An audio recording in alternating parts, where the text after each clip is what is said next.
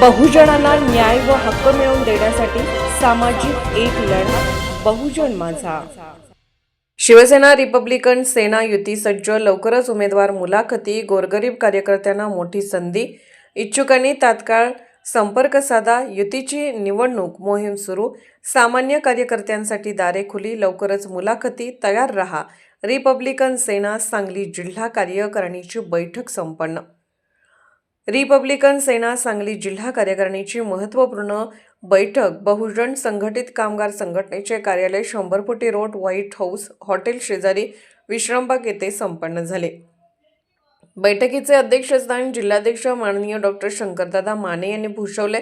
Doctor Mane यांनी आगामी जिल्हा परिषद, पंचायत समिती व महानगरपालिका निवडणुकांच्या पार्श्वभूमीवर कार्यकर्त्यांना मार्गदर्शन करताना सांगितले की रिपब्लिकन सेना शिवसेना युतीद्वारे निवडणुका ताकदीने लढवल्या जाणार आहेत।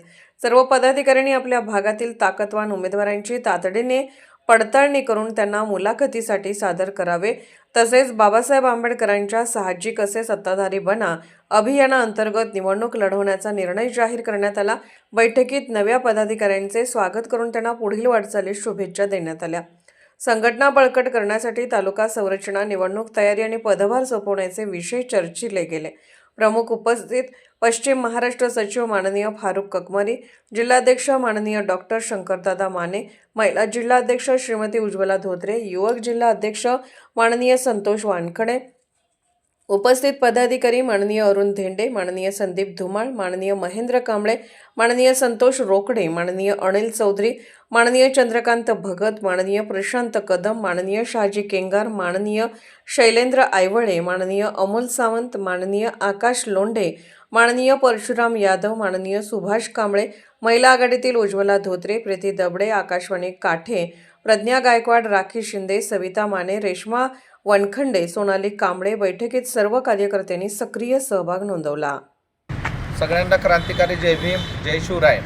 आज रिपब्लिकन सेना सांगली जिल्ह्याच्या वतीनं कार्यकर्त्यांची बैठक, मुख्य पदाधिकाऱ्यांच्या कार्यकर्त्यांची बैठक आयोजित करण्यात आली होती। या बैठकीमध्ये जिल्हा परिषद, पंचायत समितीच्या येणाऱ्या इलेक्शन आणि महानगरपालिकेच्या येणाऱ्या इलेक्शन संदर्भात चर्चा करण्यात आली।